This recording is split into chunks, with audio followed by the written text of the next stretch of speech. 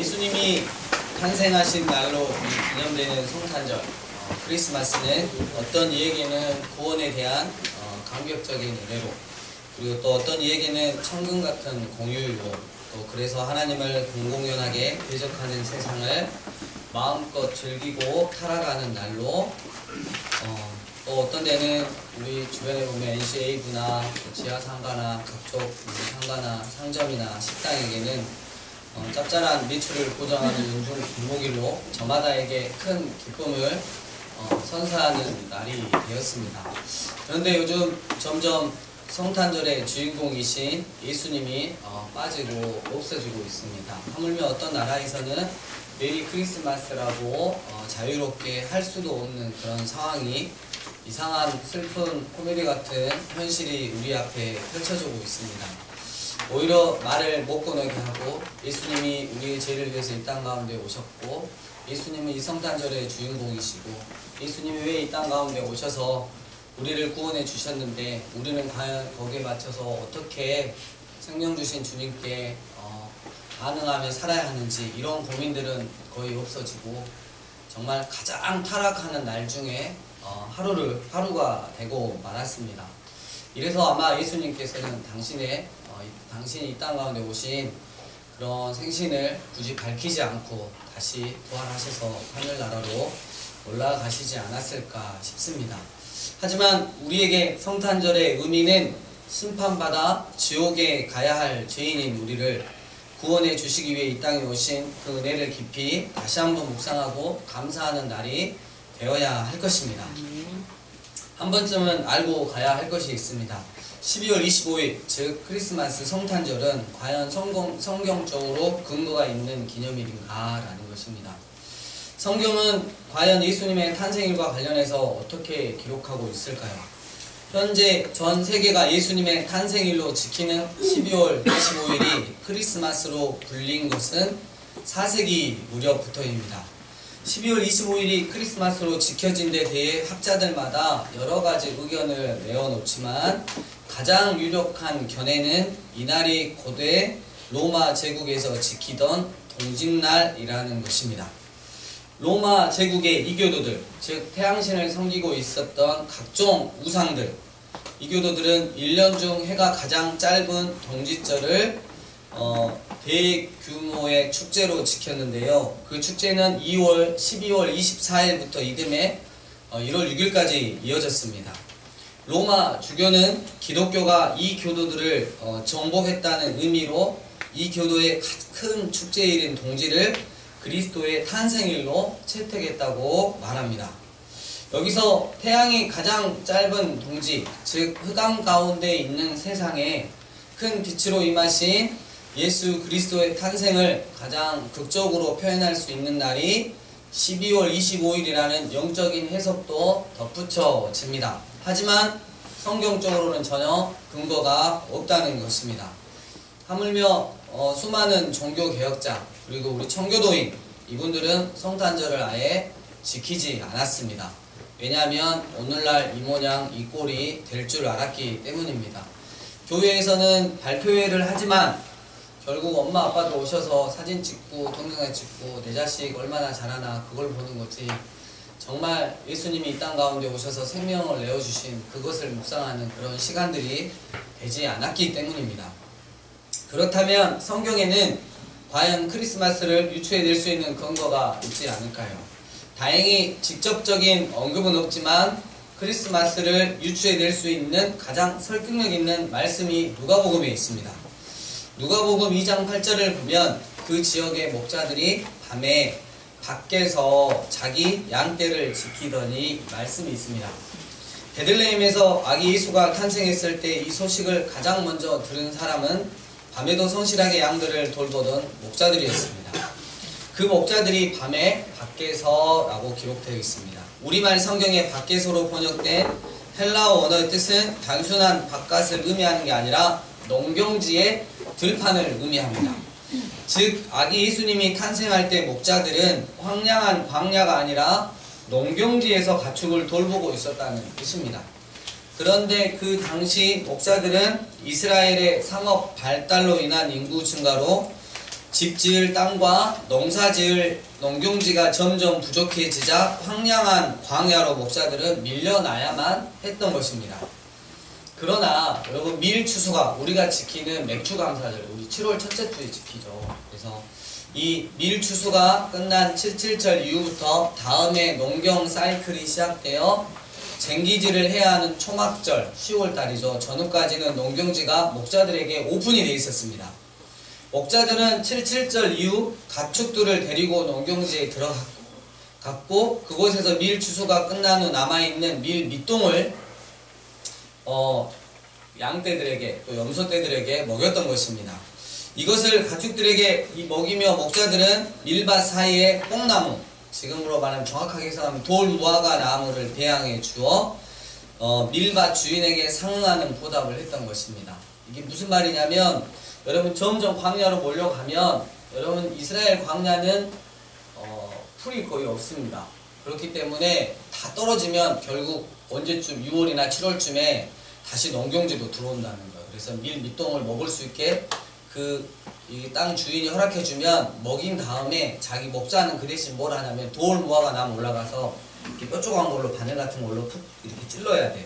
몇 번 찔러 놓으면 그 돌 무화과 나무 열매가 어떻게 해요? 예, 달아지기 때문에 맛있는 열매가 되기 때문에, 그래서 여기에 관련된 성경 인물이 있어요. 구약의 선지자. 나는 원래 선지자가 아니라 뽕나무를 배양하는 자라. 이렇게.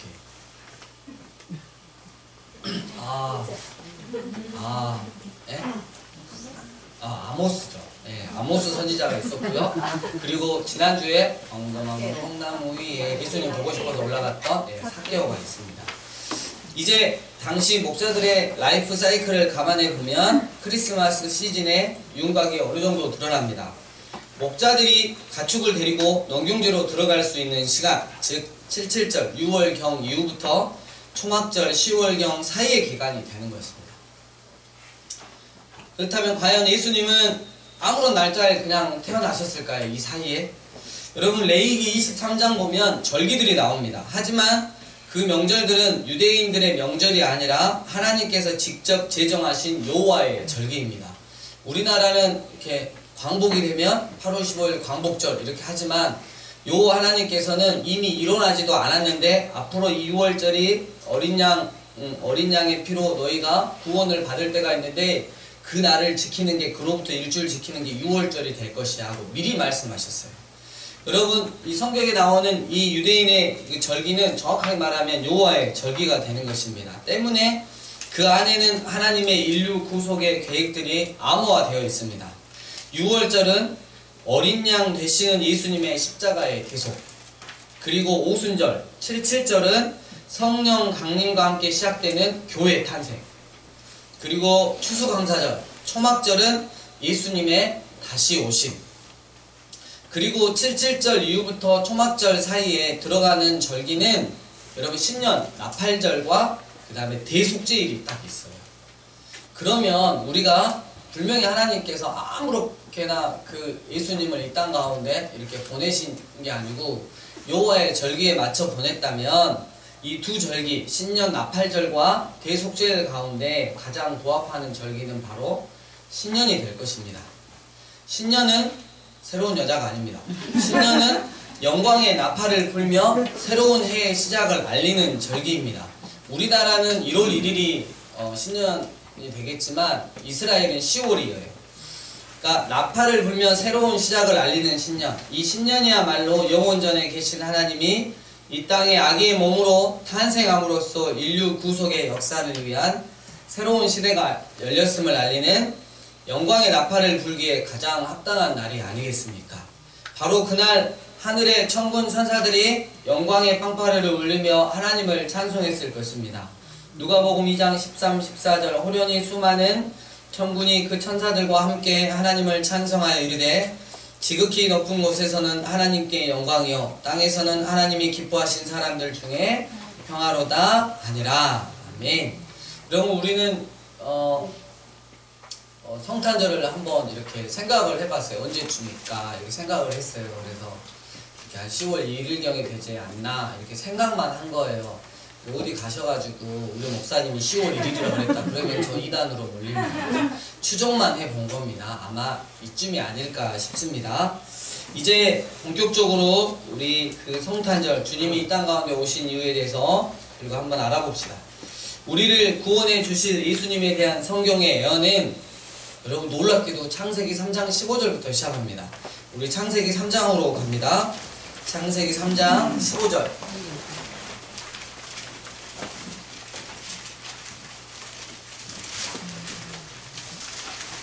창세기 3장 15절 함께 읽겠습니다. 내가 시작. 내가 너로 여자와 원수가 되게 하고 내 후손도 여자의 후손과 원수가 되게 하리니 여자의 후손은 내 머리를 상하게 할 것이요 너는 그의 발꿈치를 상하게 할 것이라 하시고. 아멘. 지금 내가는 그 하나님이십니다. 그리고 너는 사탄입니다. 사탄. 여자의 우선, 여자의 태에서 우리를 구원해 주실 분, 즉 메시아이신 예수님이 나신다고 지금 창세기 3장 15절은 말씀하고 있습니다. 내가 사탄 너와 여자와 원수가 되게 하고 네 후손, 사탄 너를 따르는 네 후손도 여자의 후손, 이 여자에서 나오는 그 후손이 있어요. 네, 누구죠? 바로 우리 예수 그리스도입니다. 그래서 원수가 되게 하리니 여자의 후손은 예수 그리스도는 내 머리를 상하게 할 것이고 너는 최대한의 공격을 가해보는데 겨우 그의 발꿈치를 상하게 할 정도이다. 그래서 사탄은 십자가 위에서 예수님을 못 박아 죽였어요. 그래서 자기들은 가할 수 있는 사망 권세를 이용해서 어떻게 해요? 예수님을 완전히 죽였다고 생각하고 큰 소리를 빵빵 쳤지만 결국 예수님께서는 그곳에서 온 인류를 향한 죄를 계속하시고 3일 만에 살아나셨다. 그러니까 사단이가 가장 가할 수 있는 엄청난 공격을 했는데 겨우 발꿈치 살짝. 근데 예수님은 그곳에서 십자가에서 완전히 정말 처참하게 죽는 것 같았지만 결국 사단의 머리통을 깨부시는 그 사건이 바로 십자가의 사건이라고 하는 것입니다. 그렇다면 혈통은 누구 혈통에서 나와야 할까요? 우리 에레미야 23장으로 갑니다. 에레미야 23장 에레미야 23장 5절에서 6절.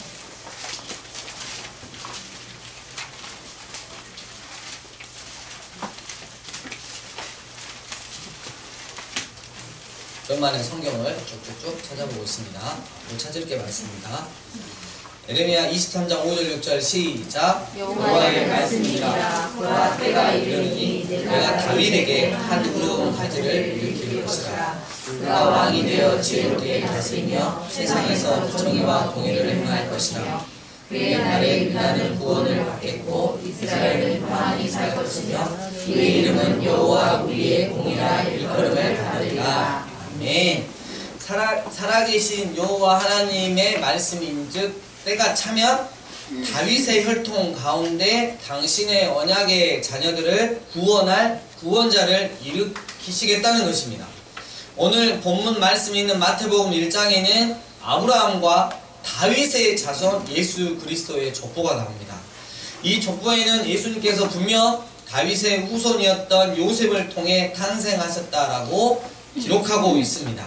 여러분 그렇습니다. 예수님은 그냥 아무 때나 당신이 그냥 원하시는 피치를 통해서 오는 게 아니라 하나님께서 구약 성경에서 예언하신 대로 다윗의 후손으로 이 땅 가운데 오심으로 법적인 혈통을 성취하셨던 것입니다.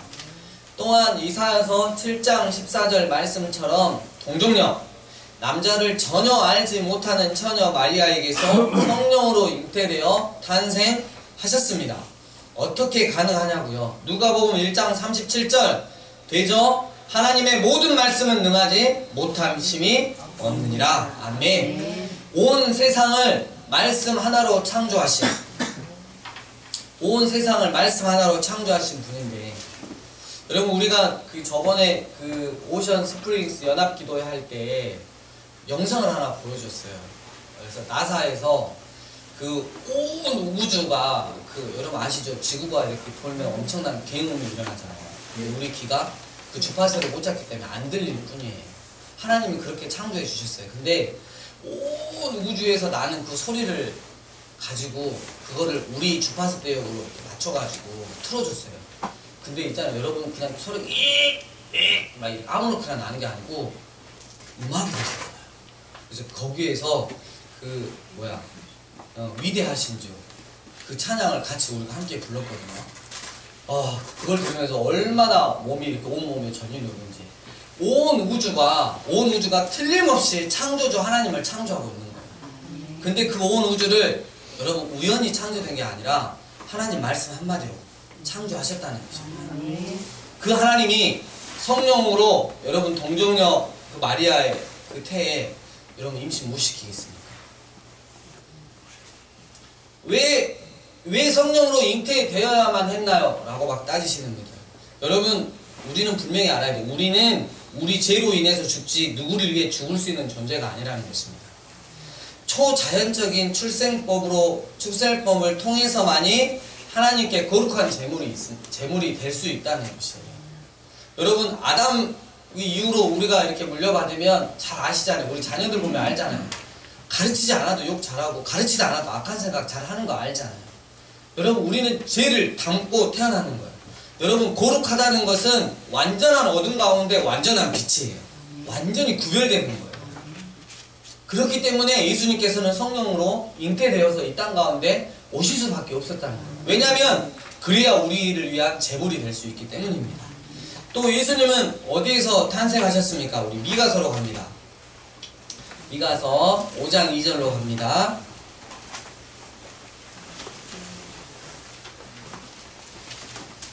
미가서 5장 2절. 이렇게 성경을 찾아서 읽으면 어느 순간 마음속에 확 바뀔 때가 있어요. 자, 미가서 5장 2절 함께 읽겠습니다. 베들레헴 시작. 베들레헴 에브라다는 유다 족속 중에 작을지라도 이스라엘을 다스릴 자가 내게서 내게로 나올 것이라. 그의 근본은 항구의 영원히니라. 아멘. 여러분, 마태복음 2장 1절을 보면 헤롯 대왕 때 예수님께서는 유대 어디에서요? 네, 베들레헴에서 나셨다고 기록하고 있습니다. 여러분, 이 베들레헴은 그 히브리어로 보면 베이트 더하기 레헴이에요. 베이트는 집이고 레헴은 빵입니다.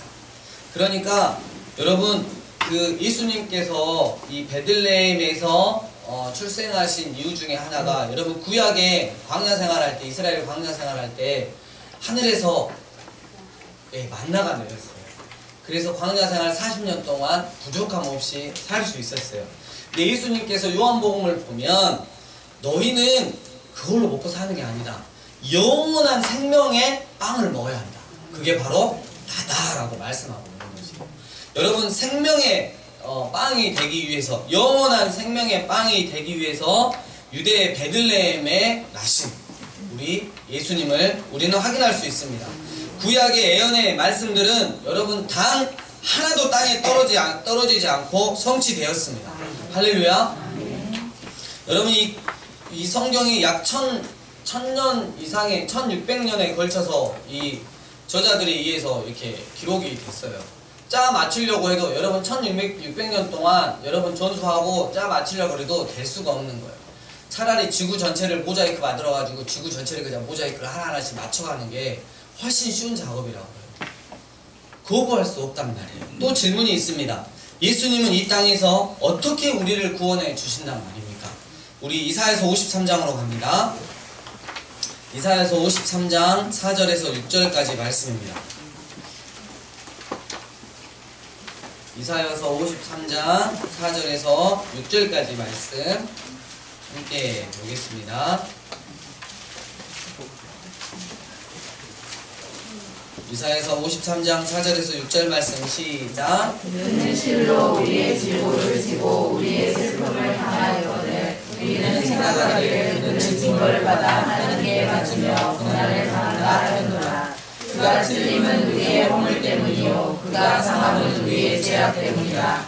그가 징계를 맞음으로 우리는 평화를 누리고 그가 채찍에 맞음으로 우리는 나음을 받았도다. 우리는 다 양 같아서 그를 행하여 각기 제 일로 하거늘 여호와께서는 우리 모두의 죄악을 그에게 담당시키셨도다. 아멘. 여러분 여기서 구원의 방법이 정확하게 나옵니다. 구원의 방법은 바로 십자가입니다. 여러분 이 십자가는 피 흘림 대가로 우리에게 지불하신 의의 옷이 될 수 있겠습니다. 여러분 이 십자가는 죽는 것 같지만 죽음이 생명이 되는 비밀입니다. 여러분 근데 이 십자가는요 나의 행위로 얻어질 수 있는 게 아니라 이 십자가 구원은 오직 믿음으로만 누릴 수 있는 바로 그것입니다.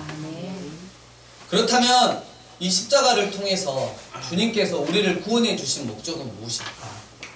우리가 오직 마음 중심에서 정말 자발적인 마음으로 전인격적으로 믿음으로 주님께서 이 땅 가운데 오셔서 나의 죄를 위해서 십자가에 못 박혀 죽으셨다는 것. 우리는 정말 죄 짓고 양같이 그냥 그릇 행하여 각기 제 길로 갔는데 여호와 하나님께서는 우리 모두의 죄악을 굳이 예수님에게 전가를 시켜야만 했던 그 이유, 그 구원해 주신 목적은 무엇이냐? 그냥 일주일에 한 번 와서 예배 드리려고? 일주일에 한 번 와서 여러분 헌금 드리려고? 여러분 이건 아니죠. 하나님께서 당신의 아들의 생명을 주셨는데 그냥 돈 몇 푼? 시간 1시간 투자? 여러분 이러려고 우리를 구원하신 게 아니잖아요. 자, 이사야서 7장 14절 함께 보겠습니다. 우리를 구원해 주신 목적 이사야서 7장 14절 말씀입니다.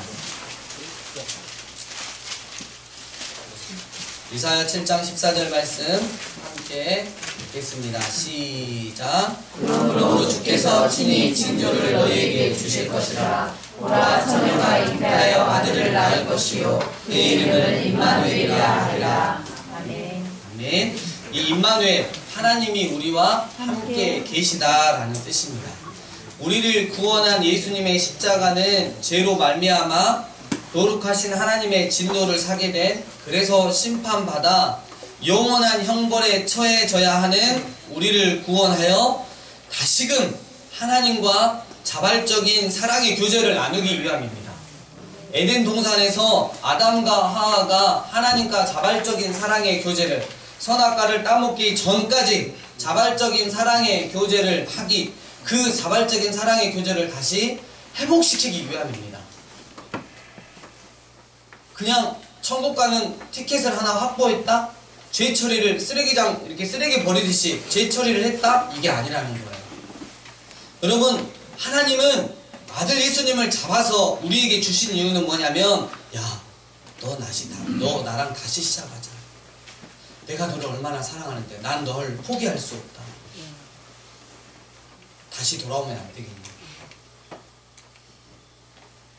이 세상에서 살아가지만 더 이상 세상에 사탄의 지배를 받지 않고 하나님의 완전한 통치 안에서 넘쳐나는 행복한 기쁨으로 하나님을 주인으로 모시고 살아가기 위함이었습니다. 그렇기 때문에 여러분 나의 구원이 참 구원인지 거짓 구원인지 뭘 알 수 있냐면 야고보서 보면 나의 삶을 통해서 알 수 있어요. 나의 전적인 통치권이 주님께 넘어갔는지, 그래서 주님께 결제받고 그 사사로운 것 하나도 주님 결제받고 움직이는 사람인지, 아니면 내 뜻대로 내 마음대로 살아가는 사람인지, 그걸 보면 내가 하나님 앞에 구원받은 존재인지 아니면 가짜인지가 정확하게 구분이 된다는 것입니다. 마지막으로 하나님과 함께 있으면서 우리는 무엇을 해야 할까요? 베드로전서 2장 9절로 가겠습니다. 베드로전서 2장 9절 말씀입니다. 네, 베드로전서는 구약에 있지 않습니다. 신약에 있습니다. 베드로전서 2장 9절 말씀입니다.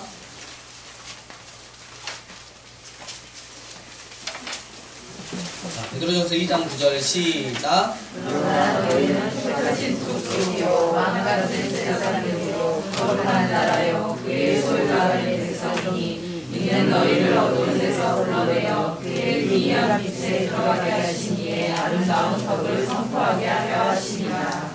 아멘. 아멘. 하나님께서 당신의 유일하시고 하나밖에 없으신 하나님 자신이신 예수님을 보내셔서 우리를 구원해 주신 이유는 하나님 나라의 선전입니다. 여러분 지금 오늘 우리 의경들이 몇 분 오셨어요. 굉장히 잘생겼죠. 네. 어제 밤에 우리 교육경 안에 있는 우리 그 선배, 우리 ROTC 선배님이 계시는데 지금 동부경찰서에 근무를 하시거든요. 그래서 굉장히 힘들게 하죠? 네. 하지만 보안입니다. 네. 있는데 그 선배님이 제가 그 ROTC 할 때 이런 말 이게 유튜브를 타고 가는데 그런 적이 없는데 하여튼에 네. 했는데 제가 그때 그 이렇게 처음으로 나의 신앙을 점검받는 시간이었죠. 온실 속에서 정말 의롭다고만 생각했던 나의 신앙이 완전히 깨졌죠. 그때 당시에 그 여러분 아실지 모르겠는데 성경책 그 빨간 성경책 빨간색으로 색칠되어 있는 옛날 성경책 있죠.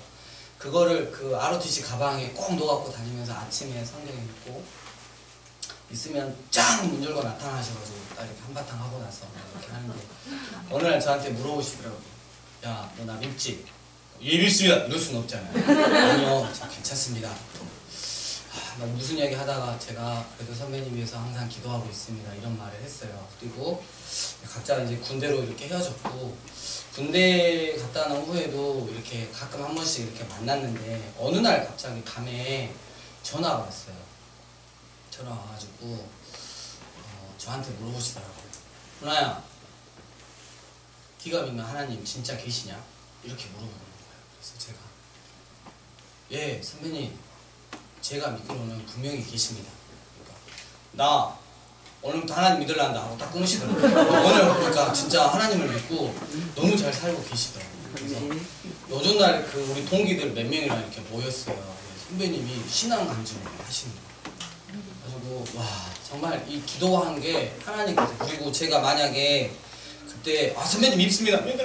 막 이런 식으로 네, 기도도 안 할 거야 막 이래가지고 네, 이랬으면 큰일 날 뻔했습니다. 그래서 정말 하나님께서 기도하게 하셨고 정말 그 선배님의 마음을 만지셔서 정말 지금은 엄청나게 그 이렇게 신앙생활도 하시고 아마 이렇게 저기 의견들이 있는데 굉장히 빡시게 네, 거의 FM이시거든요. 그래서 심심한 위로를 전하고 잘 아무튼 버티시고 하지만 마음은 정말 그 넓고 이렇게 따뜻하다는 거구나.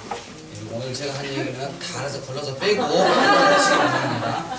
하나님 나라의 선전, 그 아름다운 덕, 십자가 완전한 복음을 세상에 선포하고 살아가므로 세상 사람들이 우리의 바짓가랑이를 붙잡고 나도 하나님 한번 만나게 해달라고 하게 하는 것입니다. 역사상 첫 번째 복음이 선포된 곳은 기쁨의 동산이라 불리던 에덴 동산이었습니다. 그 기쁨의 동산에서 인류의 조상 아담과 하와는 수치심과 죄책감에 두려워 떨었습니다. 하나님의 사랑과 기쁨의 대상으로 창조된 사람의 운명이 하나님과 나뉘어 비참한 상태가 되었습니다. 에덴 동산에서 인류는 딱 하나, 하나님 한 분을 잃어버렸습니다. 그런데 그분을 잃어버리자 세상의 모든 것들이 물밀듯 밀려왔습니다. 인류는 그런 세상의 모든 것에 관심을 가지게 되지만 정작 자기의 운명에 대해서는 전혀 모르는 기가 막힌 운명에 빠지게 되었습니다. 자신의 소가 자신의 운명에 대해서는 앞으로 내가 죽고 나면 어떻게 될 것인지에 대해서는 한 번도 고민하지 못한 채 울고 웃고 시집가고 사고 팔고 장가가고 그렇게 살아가고 있습니다. 또한 항상 채워지지 않는 그 이상한 그 또한 그 두려움에 사로잡힌 채 살아갑니다. 그들에게 과연 무슨 복음이 필요하겠습니까? 경쟁 사회 속에서 오직 자기 개발과 병고침, 육체에 필요한 것만을 추구하는 이들에게 죄의 운명에 길들여져 세상 것에만 목말라 있으며 노력하는 죄인들에게 주님은 우리가 원하는 복음이 아닌 십자가 완전한 복음을 우리에게 주셨습니다. 왜냐하면 죄만 사랑하는 지옥 갈 운명에게 필요한 것은 다른 복음이 아닌 십자가 복음이기 때문입니다. 고린도전서 1장 18절 십자가의 도가 멸망하는 자들에게는 미련한 것이요 구원을 받는 우리에게는 하나님의 능력이라. 아멘. 우리에게 진짜 필요한 복음이신 예수 그리스도. 성탄절은 임마누엘의 예수 그리스도가 우리에게 오심으로 하나님이 우리와 함께 계시다라는 뜻이 이루어진 날입니다. 예수님이 이 땅에 오셔서 우리에게 오셔서 기쁘다는 말의 진정한 의미에는 그동안 짓고 있던 우리의 죄들을 버리고 내 자신만 듬뿍 사랑하는 그 죄들을 버리고 변화되어 새로워져야 하는 또 다른 표현일 것입니다. 그러니까 적어도 우리 교회 공동체는 예수 그리스도의 탄생을 기념하는 성탄절을 1년에 한 번 오는 명절로 들떠 지내는 것이 아닌 새로운 피조물로서의 변화가 시작되는 날이 되도록 해야 할 것입니다. 눈이 내리는 연말연시에 우리의 즐거움을 채우기 위해 선물을 주고받는 행사가 아닌 예수 그리스도가 우리의 삶 속에 깊이 함께 하심으로 변화된 하나님 중심의 삶으로 채워지는 2016년 성탄절. 나에게 새로운 피조물로서 다시 변화가 시작되는 날. 나와 함께 하시는 하나님이 조금도 불편해하시지 않도록, 조금도 실망하시지 않도록 헤어스타일만 바꾸지 말고, 옷만 새 것으로 바꾸지 말고 나의 마음과 삶의 변화를 주는 2016년 성탄절. 말씀을 정리합니다. 영원전에 계신 하나님이 이 땅에 아기의 몸으로 탄생함으로써 인류 구원 역사를 위한 새로운 시대가 열렸음을 알렸던 성탄절. 수많은 천군과 천사는 이 성탄절을 축하하며 하나님을 찬양했습니다. 지극히 높은 곳에서는 하나님께 영광이요, 땅에서는 하나님의 기뻐하신 사람들 중에 평화로다. 하나님이신 예수님 이 땅에 오신 것은 아무런 계획 없이 갑작스럽게 오신 것이 아니었습니다. 창세 전부터 예정되었던 하나님 아버지의 인류 구원의 스케줄에 의해 진행되었습니다. 창세기 3장 15절, 예수를 여자의 후손에게 나게 하겠다. 예수는 장차 십자가로 사단의 머리를 깨부실 것이다. 에레미야 23장 5절 6절, 하나님의 때에 언약의 후손인 아브라함과 다윗의 혈통 가운데 나게 하겠다.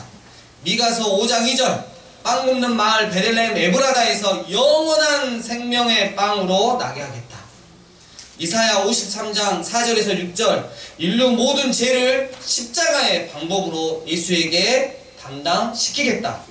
이사야서 7장 14절, 너희에게 어떠한 행위도 요구하지 않겠다. 오직 믿음으로 구원에 반응해라. 너희가 만일 마음 중심으로 예수를 믿는다면 하나님과 함께하는 삶을 살게 될 것이다. 그리고 또한 하나님의 전적인 통치를 받으며 참 자유를 누리며 살게 될 것이다.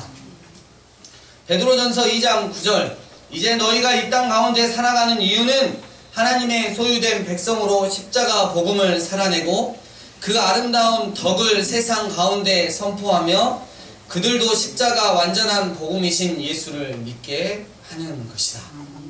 사랑하는 강주 삶이 예배인 교회 성도님들, 우리가 살아가는 지금 이 시대는 굳이 그것이 진리인지 따지지 않는다면 무엇이든 믿을 수 있는 시대가 되었습니다.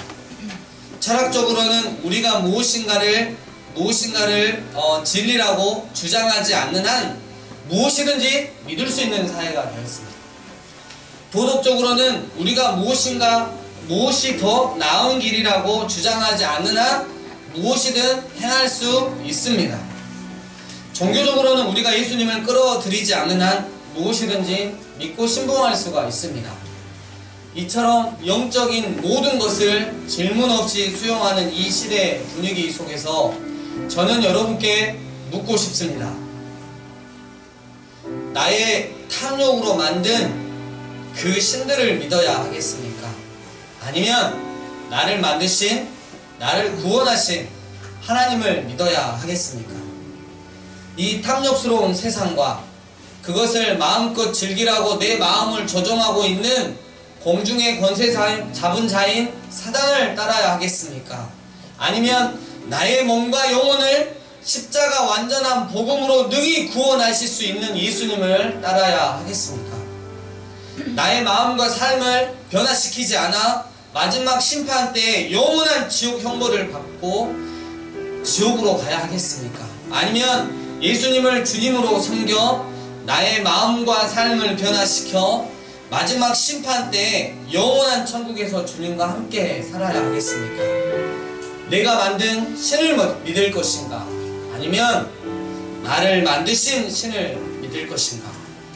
이 물음에 온전한 믿음으로 반응하시는 여러분 되시길 주의 이름으로 부탁드립니다. 오직 예수, 내가 무릎 꿇어야 할 한 분, 오직 예수, 하나님께 나아가는 유일한 길, 오직 예수, 모든 문제에 대한 단 하나의 답, 주신 말씀 가지고 하나님 앞에 기도하며 나아가겠습니다. 기도하시겠습니다.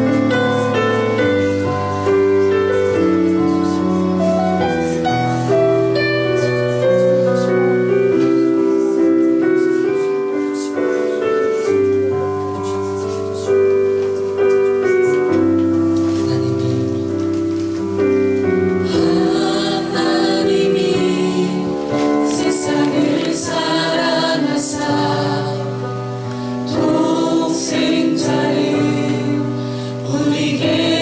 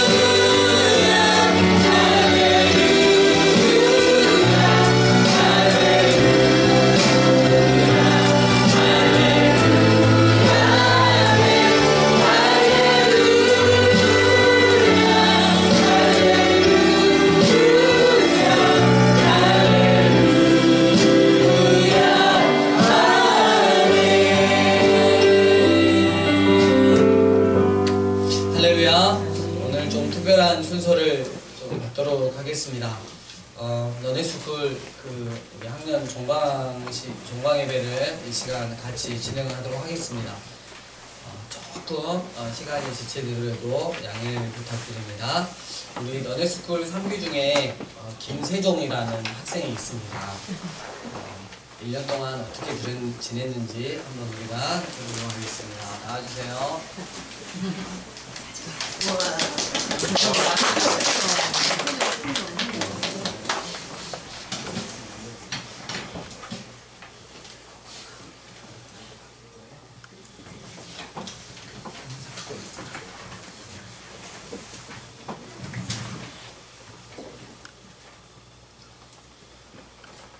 인사는 해야지. 너네스쿨을 1년 동안 생활하면서 너네스쿨을 다닌 지 어느덧 1년이란 세월이 흘렀습니다. 너네스쿨을 1년 동안 생활하면서 힘든 일, 좋은 일, 슬픈 일 등 여러 가지 많은 일들이 있었습니다. 너네스쿨을 입학했을 때 제 마음은 설레었고 기대감이 컸습니다. 그러나 또 다른 한편에는 걱정이 있었습니다. 처음에는 생활이 익숙하지 않아서 많이 힘들고 불편했지만 시간이 지나고 나니 점점 나아지는 것 같았습니다. 너네스쿨을 통해 말씀을 읽고 기도하는 시간이 많아지자 나의 믿음이 조금이라도 더 큰 것만 같아 기뻤습니다. 그리고 여름방학 때 유혹의 길로 빠져나오기 많이 힘들었지만 하나님의 은혜로 그 길에서 빠져나왔습니다. 이번 방학은 그 유혹의 길에 빠져들지 않도록 노력해야겠다고 생각했습니다. 그리고 너네스쿨을 통해 좋은 추억들도 남기고 하나님이 중심이 되는 너네스쿨이 특별하다고 느꼈습니다. 그래서 제가 너네스쿨을 다니는 것이 정말 복이고 은혜라고 느꼈습니다. 1년 동안 가르쳐주신 선생님들이 계시지만 특히 목사님하고 민지쌤께 정말 감사드립니다. 내년에는 더욱 열심히 하고 믿음을 더욱 키울 수 있도록 노력하겠습니다. 감사합니다. 세종이 어머님 계속해서 나오셔서 학부모 대표로 세종이 잠깐 들어가 있어도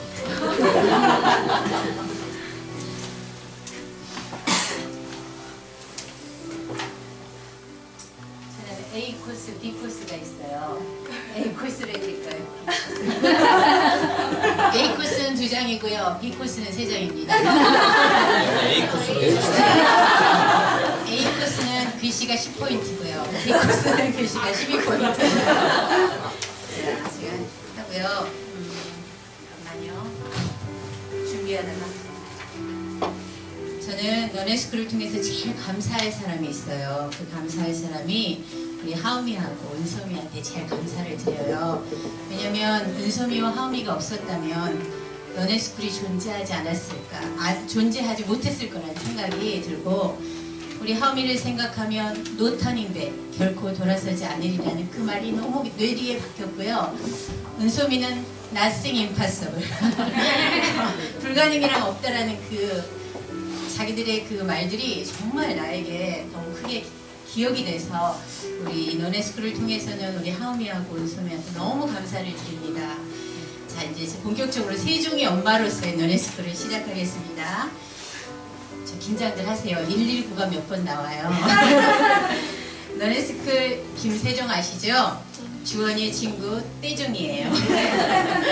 저에게 하나밖에 없는 아들이죠. 어린아이 때부터 엄마와 둘이 사는 애틋하고 애절한 아들입니다. 그래서 얼마나 제가 기도하며 하나님 앞에 키웠겠어요. 유년 시절에는 그런 빈자리를 느끼지 않도록 자유분방, 창의적으로 키우겠다고 야생의 자녀로 키웠지요.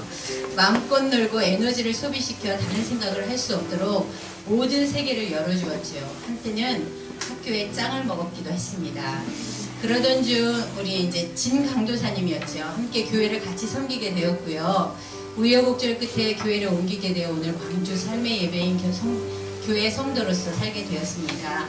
세종이가 처음 예수님을 만난 것은 초등학교 4학년 때 진 목사님이 설교 중에 장난이라도 예수님 안 믿어라고 하면 큰 죄라고 한 말씀이 비수같이 꽂혔나 봐요. 심각하게 엄마 장난이라도 예수님 안 믿어 하면 안 돼? 묻게 그렇다고 얘기해 주었을 때 세종의 얼굴이 기억납니다. 어떡하지? 라는 근심 어린 얼굴. 예수님께 회개하고 다시는 그런 소리 하면 안 된다고 얘기하니 회개하는 모습을 보게 되었고 그 이후로 달라지는 세종의 모습을 보았습니다. 너네 스쿨 안 다닌다고 그러던 녀석이 자신이 과감하게 결단하고 너네 스쿨을 택하는 모습에 두려움 반 대견함 반이었습니다. 엄마인 저도 아마 두려움이 있었겠지요. 그렇게 시작된 너네 스쿨의 시간들, 처음 입학해서는 대학 입시생들 방불케 하는 학구열로 저를 놀라게 하고 목사님께 너무 빡센 거 아니냐고 그런 질문도 드리기도 했습니다. 어쨌든 잘 적응하고 열심히 하는 아들의 모습에 은근 자부심을 가지게 되었죠. 그런 시간도 잠깐 2달 정도 지나 사건들이 터지게 됩니다. 잠을 제대로 못 자고 공부하던 세종이가 학교 가기 위해 일어나 욕실에서 쓰러져 뇌진탕을 당해 20분 정도 욕실에서 혼자 정신을 잃고 있었습니다. 스스로 깨어나오는 세종이의 눈동자가 풀려있는 모습을 보고 전 속으로 공부를 너무 많이 해서 정신이 돌았나 보다는 생각을 그 순간 하게 되었고 어쩔 줄 몰라 당황하는 저는 119를 불렀고 119를 기다리는 동안 머리가 아프다고 하는 세종이의 머리를 살펴보니 혹이 나 있더라고요. 그래서 그때 알았습니다. 아, 나는 우리 세종이의 생명을 지킬 수 없는 무능한 자이구나. 같은 공간 몇 미터 안에 있으면서도 아들이 머리를 부딪혀 정신을 잃고 있는 모습을 몰랐던 정말 무능한 엄마임을 처절하게 느꼈습니다. 그리고 한 달 후 새벽에 일어나 시험 공부를 하던 아들이 경련을 일으켜 쓰러지는 일이 또 생겼습니다. 전 또 119를 불렀습니다. 정말 하나님 너무하시네요 라는 생각과 너네 스쿨을 포기할까라는 생각들이 교차하며 이러다 세종이 큰일 나겠다는 생각들이 교차하며 2번의 119 사건으로 전 수렁에 빠져들기 시작했습니다. 왜 그러세요? 세종이 어떤 아들인지 아시잖아요. 왜 내 아들에게 이런 일들이 일어나야 해요? 수없는 원망과 좌절, 나의 믿음마저 흔들리기 시작했어요. 차라리 나에게 일어난 일들이면 내가 아프고 말 것을, 자식에게 일어나는 일들은 내가 대신해 줄 수 없고 어떻게 해야 할지도 모르는 괴로움에 전능하신 하나님 앞에 원망만을 드렸지요. 그렇지만 하나님은 묵묵부답 아무 말씀도 없으셨어요. 괴로웠어요. 죽을 것 같았어요.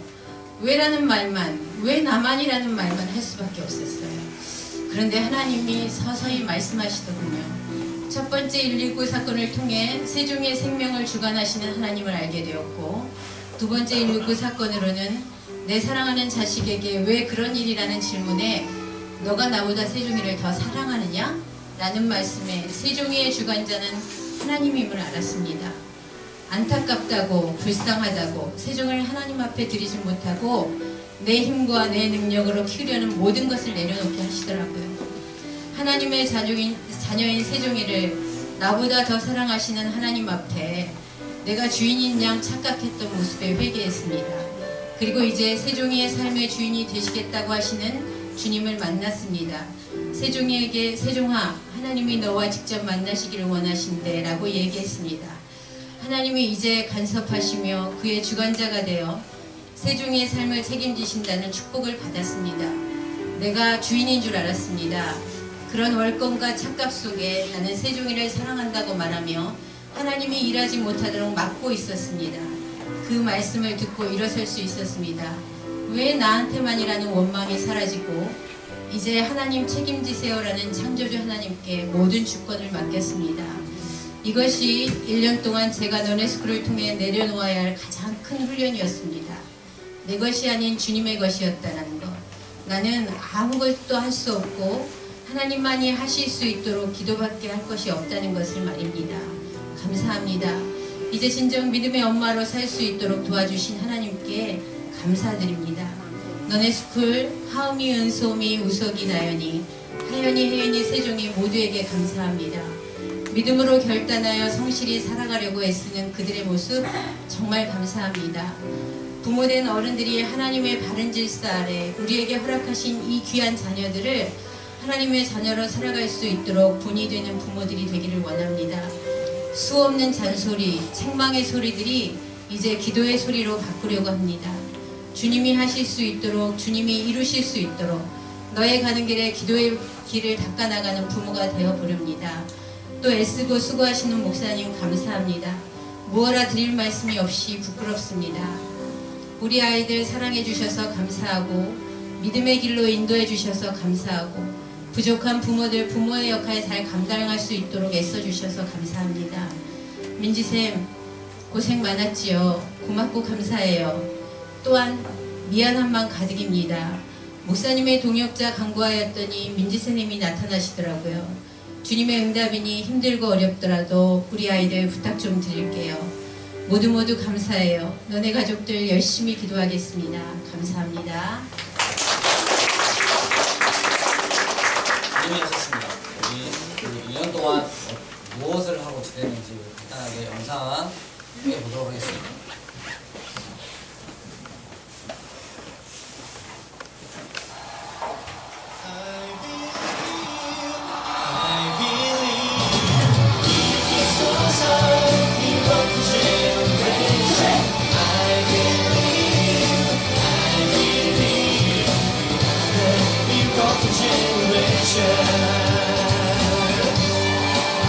기적이 있는 것을 믿으십니까?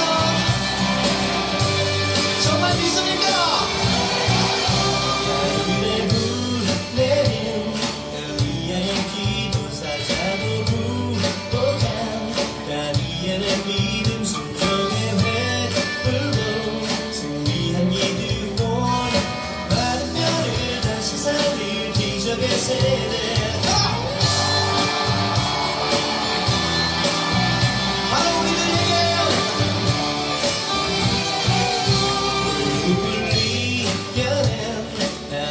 새친 무열이고 정령한 여호수아 세대 그들이 이겨낸 저 순결한 요셉 순종으로 세상 바꾼 기적의 세대 원수들의 공격에도 움직이지 않고 믿음으로 기적의 능력을 세대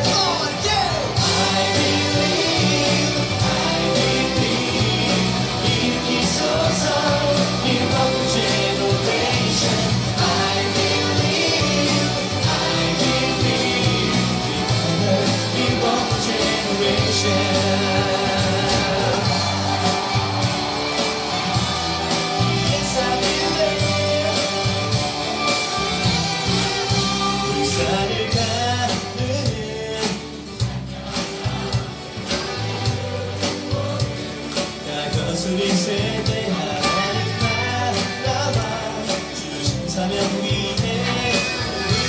우리가 함께할 기적의 세대 처음 시작한 세상 날개 공중하지 않고 두려움없이 항상 끝나는 세대 I believe 일으키소서 Miracle Generation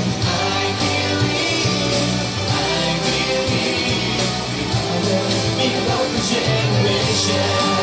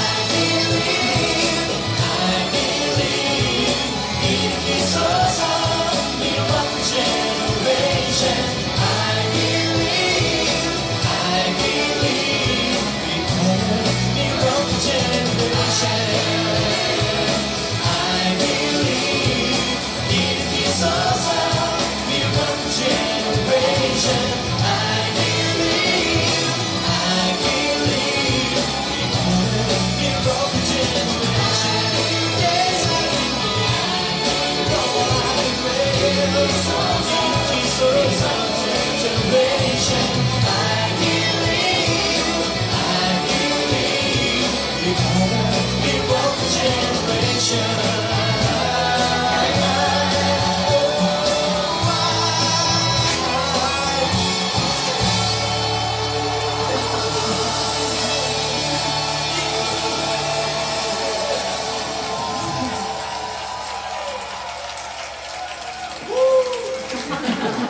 올해도 마지막은 아이들과 장소를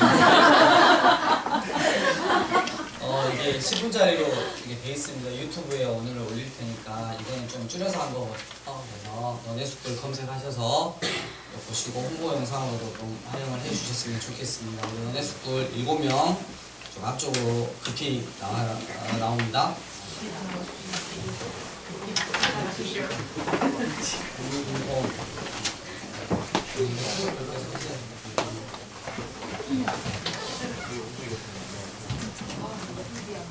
오늘은 상장을 받는 날입니다. 자, 윤소미, 여기 윤소미입니다. 윤소미 지혜롭다 상. 너네 숲 일기 성명 이은송. 이 학생은 하나님의 은혜를 입어 믿음이 쑥쑥 자랐으며 이미 중학교 전 과정을 우수한 성적으로 수료하였습니다. 그리고 너네 숲을 고등학교에 짱 박히기 위해 아주 지혜롭게 고위 검정고시를 치렀음에 감탄하며 이 상장을 수여합니다. 2016년 12월 25일 학교장입니다.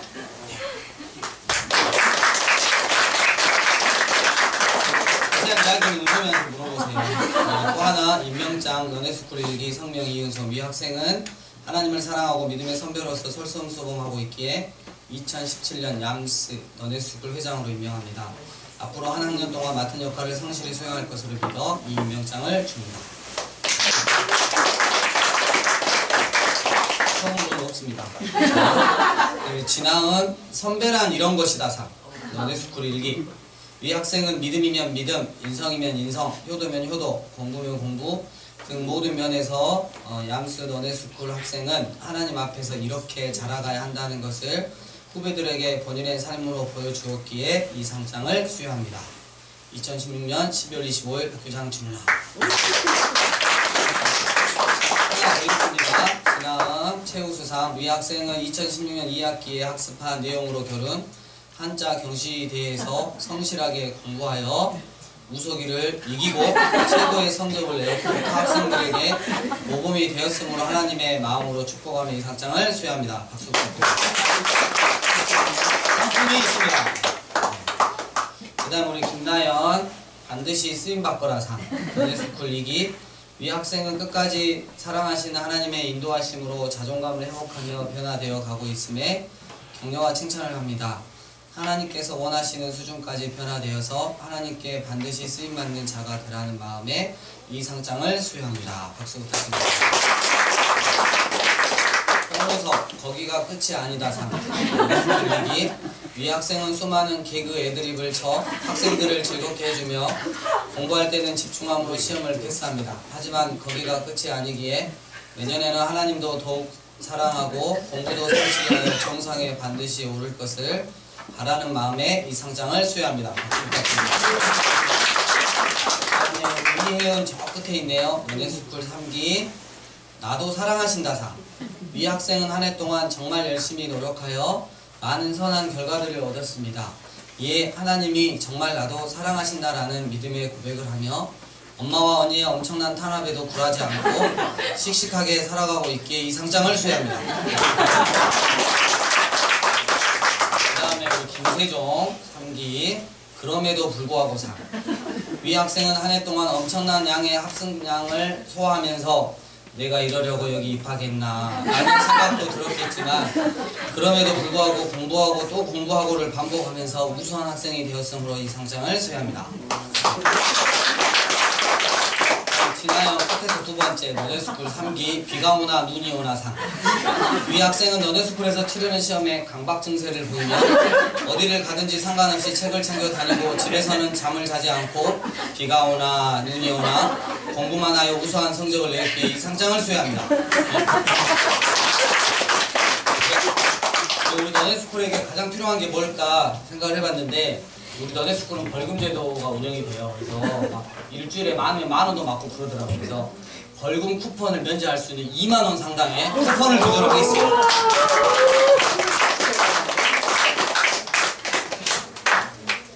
한간에 이 벌금 쿠폰을 또 이렇게 10장에 막 8,000원에 파는 거예요.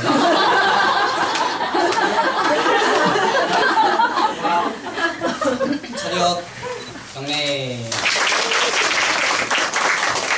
한 해 동안 너네스쿨 기도해 주시고 또 후원해 주시고 많은 격려를 보내주신 것 너무 감사합니다. 너네스쿨은 주님께서 마음껏 쓰실 때까지 아이들을 교육할 것입니다. 아무튼 우리 너네스쿨 같이 이렇게 많이 사랑해 주시고요. 제가 공기도와 축도하겠습니다. 함께 기도하시겠습니다. 하나님 감사합니다.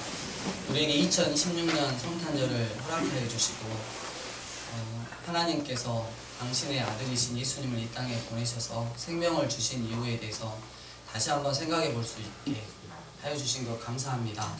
전 인격으로 우리의 모든 통치권을 주님께 내어드리며 주님과 동행하며 주님이 원하시는 삶을 살아드리는, 그리고 하나님 나라와 세상 사이에 다리를 모아 하나님 나라를 선전하는 자들이 되게 하여 주시옵소서.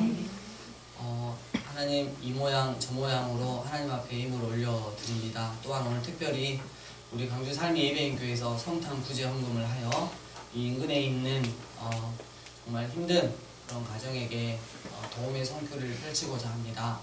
하나님 함께하여 주시고 이 예물 하나님께서 흠양하여 주시고 반드시 필요한 곳에 하나님 나라 부흥에 쓰임받을 수 있도록 은혜 베풀어 주시옵소서. 주님 사랑합니다. 다시 오실 예수님 이름으로 기도드립니다. 아멘. 이제는 우리 주 예수 그리스도의 은혜와 하나님 아버지의 크신 사랑과 성령님의 교통하심이 나를 만드신 하나님을 믿겠노라고, 그리고 그 하나님을 따라가겠노라고 결단한 이 자리에 모인 모든 영혼들의 머리 위에, 그리고 이 강주도심에 특별히 다음 세대 위에 평양에서 예루살렘까지 이제와 영원토록 함께 있을지어다. 아멘.